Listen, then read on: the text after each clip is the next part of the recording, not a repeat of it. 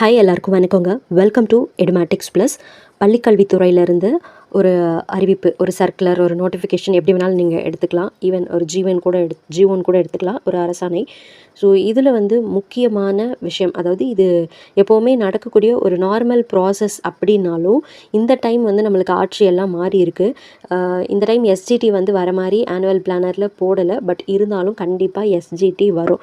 ஏன்னா வேக்கன்சிஸ் நிறைய இருக்குது. இடைநிலை ஆசிரியராகட்டும், இல்லை பட்டதாரி ஆசிரியர், எஸ்ஜிடினாலும் பிடினாலும் சரி, பணியிடங்கள் வந்து நிறைய இருக்குது. மே 31 நிலவரப்படி கணக்கெடுத்து அனுப்புங்க அப்படின்னு சொல்லி பள்ளிக்கல்வித்துறை வந்து சொல்லியிருக்காங்க. ஆசிரியர் பணிக்காக காத்துட்ருக்கவங்களுக்கு இது ரொம்ப ரொம்ப நல்ல செய்தி. நோட்டிஃபிகேஷன் வருதுன்னு சொல்லட்டும், நோட்டிஃபிகேஷன் வரட்டும், அப்புறம் படிக்கலாம் அப்படின்னு சொல்லி மட்டும் இருக்காதீங்க. ஏன்னா காலி பணியிடமெல்லாம் கணக்கெடுத்துட்டாங்கன்னா கண்டிப்பாக நோட்டிஃபிகேஷன் கொடுத்து ஆட்களை வந்து ஃபில் பண்ணணும் அப்படின்னு தான் நினைப்பாங்க. தற்காலிக பணியிடத்தை எல்லாம் நிரந்தர பணியிடமாக மாற்ற போகிறோம் அப்படின்னு சொல்லி இப்போ வந்திருக்க கவர்மெண்ட் சொல்லியிருக்காங்க. அது எப்போ வேணாலும் நடக்கலாம். ஸோ நீங்கள் வந்து அது நடக்கட்டுமே, பார்த்துக்கலாமே அப்படின்னு சொல்லிலாம் வெயிட் பண்ணாதீங்க. ஒவ்வொரு நாளுமே உங்களுடைய இலக்கை நோக்கி ஓடுறீங்க இல்லைங்களா, அதுக்கான ஒரு ஸ்டெப் முன்னாடி உங்களை கொண்டு போகக்கூடிய ஒரு பயணம் தான். அதனால் உங்கள் பயணத்தை எப்போவுமே நிறுத்தாதீங்க. நோட்டிஃபிகேஷன் வரட்டும் பார்த்துக்கலான்னு மட்டும் இருக்காதீங்க. ஏன்னா நீங்கள் இப்போ ஒரு பெரிய ரேஸில் இருக்கீங்க. அப்போல்லாம் டெட்டு முடித்தவங்க, டெட்டு பாஸ் பண்ணவங்க அளவு வந்து ரொம்ப கம்மி. ஆனால் இப்போ பாஸ் பண்ணியிருக்கவங்க அளவு வந்து ரொம்ப ரொம்ப அதிகம். அண்ட் இப்போ திரும்பவும் டெட்டு நடக்க போகுது. ஒர்க்கிங் டீச்சர்ஸ் எல்லாமே எழுத போகிறாங்க ஸ்பெஷல் டெட்டு. ஸோ அதில் நிறைய பேர் பாஸ் பண்ணி வருவாங்க. மார்க்கும் வேறு குறைச்சிருக்காங்க, பாஸ் மார்க்கு. ஸோ காம்படிஷன் ரொம்ப ஹெவியாக தான் இருக்கும். எஸ்ஜிடிக்கு ப்ரிப்பேர் பண்ணுறீங்கன்னா இன்னும் நல்ல ஹார்ட் ஒர்க் பண்ணி நீங்கள் வந்து ப்ரிப்பேர் பண்ணணும். 150 மார்க்கு. அந்த 150 மார்க்கு தமிழ் இங்கிலீஷில் பொறுத்த வரைக்கும் நிறைய கிராமர்ஸ் ரிலேட்டடாக தான் கேட்பாங்க. ஸோ அதை படிங்க. இந்த நோட்டிஃபிகேஷன் வந்து நம்ம எல்லாருக்குமே எஸ்ஜிடி வரப்போகுது, பிடி அசிஸ்டண்ட்டுக்கு ஆட்கள் வந்து எடுக்க போகிறாங்க அப்படிங்கிறதுக்கான ஒரு சின்ன சிக்னல் தான். ஸோ இதை நீங்கள் புரிஞ்சுக்கிட்டு ஒழுங்காக படிச்சிங்கன்னா கண்டிப்பாக இந்த வருஷமோ இல்லை அடுத்த வருஷமோ எப்போ எக்ஸாம் வருதோ அப்போ எழுதி வேலையை வாங்கிடலாம். கொஞ்சம் அசால்ட்டாக இருப்போம் அப்படின்னு இருந்தீங்கன்னா கண்டிப்பாக இந்த டைமும் நம்ம வாய்ப்பை தவற விட்டுருவோம். இதுதான் கடைசி வாய்ப்பு அப்படின்னு நினச்சி படிங்க. ஆல்ரெடி நான் வந்து எஸ்ஜிடிக்கு ப்ரிப்பேர் பண்ணிகிட்ருக்கேன்.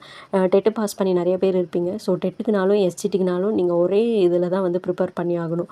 ஸோ டெட்டு வந்து கொஞ்சம் ஈஸியாக இருக்கும், எஸ்ஜிடி கொஞ்சம் காம்படிஷன் அதிகம் அப்படிங்கிறதால கொஞ்சம் டஃப்பாகவே தான் இருக்கும். ஸோ பார்த்துக்கோங்க. சரி, ஓகே. இந்த நோட்டிஃபிகேஷன், இந்த சர்க்குலரில் என்ன கொடுத்துருக்காங்க அப்படிங்கிறத நம்ம பார்த்துக்கலாமா? ஸோ ஆசிரியர் பணிக்காக காத்துட்ருக்கவங்களுக்கு தான் மெயினாக இந்த நியூஸு. இப்போ சென்னையில் இருக்கிற பள்ளிக்கல்வி இயக்குநரகம் போன வாரம், அதாவது மே 8ஆம் தேதி ஒரு உத்தரவு வந்து பிறப்பிச்சிருக்கு. அது என்னென்னா, நம்ம தமிழ்நாட்டில் இருக்கிற எல்லா அரசு பள்ளிகள், அதாவது நகராட்சி, அரசு மற்றும் நகராட்சி உயர்நிலை மற்றும் மேல்நிலை பள்ளிகளில் வர அந்த மே 31 2026 நிலவரப்படி எத்தனை ஆசிரியர் பணியிடங்கள் காலியாக இருக்குது அப்படிங்கிற விவரத்தை சேகரிக்க சொல்லியிருக்காங்க.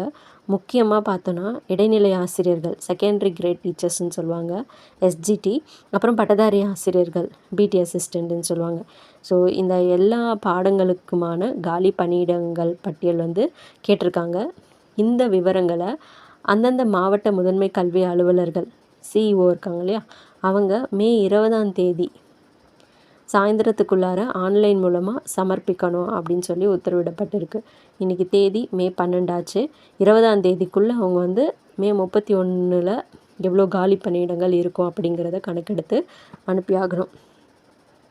இந்த ஜியோவில் வந்து ஒரு முக்கியமான விஷயம் சொல்லியிருக்காங்க. என்னென்னா, அதாவது ஆகஸ்ட் 2025 நிலவரப்படி உபரின்னு சொல்லி கண்டறியப்பட்ட பணியிடங்களை காலி பணியிடங்களாக காட்டக்கூடாது அப்படின்னு சொல்லியிருக்காங்க. சர்ப்ளஸாக வந்து சில வேக்கன்சிஸ் இருக்கும்.